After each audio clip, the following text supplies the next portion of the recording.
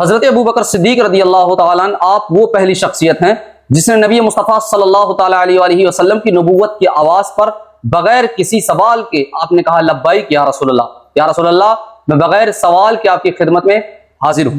آپ صرف خلیفہ نہیں بلکہ رسول مصطفیٰ صلی اللہ تعالیٰ علیہ وسلم کی یارگار اور وفادار ساتھی بھی تھے۔ جب اسلام کو سہارے کی ضرورت تھی تو حضرت سیدنا ابو بکر صدیق رضی اللہ تعالیٰ نے اپنا سب کچھ رسول مصطفیٰ صلی اللہ تعالیٰ علیہ وسلم کے قدموں پہ لا کر قربان کر دیا۔ حضور نے پوچھا اے ابو بکر صدیق گھر کے لیے بھی آپ نے کچھ چھوڑا ہے؟ تو آپ نے جواب دیا میرے لیے تو سرکار مدینہ صلی اللہ تعالیٰ علیہ وسلم ہی کافی ہیں۔ غار ثور کی وہ رات جس رات میں آپ کے پاؤں میں ایک سوراخ سے ایک سانپ نے ڈس دیا، آپ نے اپنے پاؤں کو نہیں ہٹایا صرف اس وجہ سے کہ محبوب خدا صلی اللہ تعالیٰ علیہ وسلم کی نیند میں کہیں خلل نہ پیدا ہو جائے۔ آپ کی زندگی کا صرف ایک ہی مقصد تھا، میرا سب کچھ رسول مصطفیٰ صلی اللہ تعالیٰ علیہ وسلم کے قدموں پر قربان ہے۔ حضور کے ظاہری وصال کے بعد جب امت یتیم ہوئی اور طرح طرح کے فتنے اپنے سر کو اٹھانے لگے تو حضرت ابو بکر صدیق رضی اللہ تعالیٰ عنہ کی ہمت نے اسلام کی ڈوبتی ہوئی کشتی کو سہارا دیا۔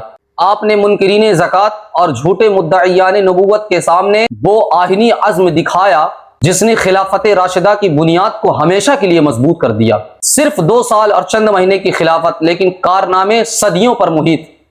حضرت ابو بکر صدیق رضی اللہ تعالیٰ عنہ کی شان کا عالم یہ ہے کہ آپ عشق مصطفیٰ میں سرشار ہو کر اتنے مدہوش تھے کہ رسول مصطفیٰ صلی اللہ تعالیٰ علیہ وسلم سے جب معراج سے تشریف لائے اور آپ نے یہ بتایا کہ میں نے لمحوں میں اس پوری کائنات کا سیر سفر کر لیا تو ابو جہل جہنمی حضرت ابو بکر صدیق رضی اللہ تعالیٰ عنہ کی بارگاہ میں آیا اور کہا کیا ابھی بھی تم محمد مصطفیٰ صلی اللہ تعالیٰ علیہ وسلم کی باتوں پر یقین رکھتے ہو؟ تو آپ نے جواب دیا کہ اگر رسول مصطفیٰ صلی اللہ تعالیٰ علیہ وسلم نے یہ بات کہی ہے کہ میں نے خدا کا دیدار کر لیا ہے تو میں پوری دنیا کے انسان کو جھوٹا مان سکتا ہوں لیکن رسول مصطفیٰ صلی اللہ تعالیٰ علیہ وسلم کی بات کو کبھی جھوٹا نہیں مان سکتا۔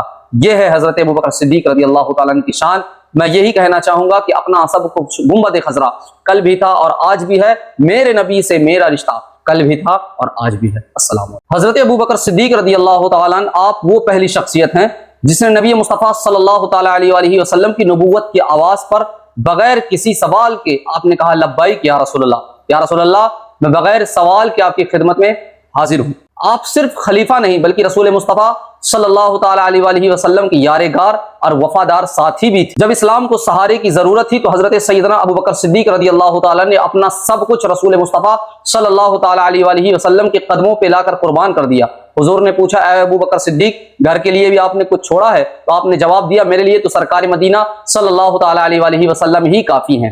غار ثور کی وہ رات جس رات میں آپ کے پاؤں میں ایک سوراخ سے ایک سانپ نے ڈس دیا، آپ نے اپنے پاؤں کو نہیں ہٹایا صرف اس وجہ سے کہ محبوب خدا صلی اللہ تعالیٰ علیہ وسلم کی نیند میں کہیں خلل نہ پیدا ہو جائے۔ آپ کی زندگی کا صرف ایک ہی مقصد تھا، میرا سب کچھ رسول مصطفیٰ صلی اللہ تعالیٰ علیہ وسلم کے قدموں پر قربان ہے۔ حضور کے ظاہری وصال کے بعد جب امت یتیم ہوئی اور طرح طرح کے فتنے اپنے سر کو اٹھانے لگے تو حضرت ابو بکر صدیق رضی اللہ تعالیٰ عنہ کی ہمت نے اسلام کی ڈوبتی ہوئی کشتی کو سہارا دیا۔ آپ نے منکرین زکوٰۃ اور جھوٹے مدعیان نبوت کے سامنے وہ آہنی عزم دکھایا جس نے خلافت راشدہ کی بنیاد کو ہمیشہ کے لیے مضبوط کر دیا۔ صرف 2 سال اور چند مہینے کی خلافت لیکن کارنامے صدیوں پر محیط۔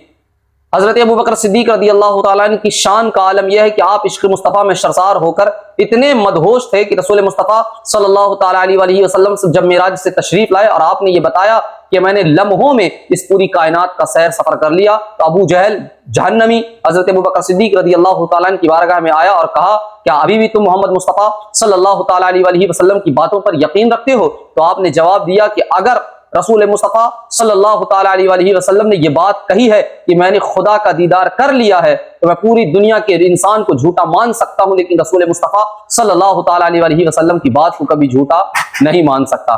یہ ہے حضرت ابو بکر صدیق رضی اللہ تعالیٰ عنہ کی شان۔ میں یہی کہنا چاہوں گا کہ اپنا سب کچھ گنبد خضرا کل بھی تھا اور آج بھی ہے، میرے نبی سے میرا رشتہ کل بھی تھا اور آج بھی ہے۔ السلام علیکم۔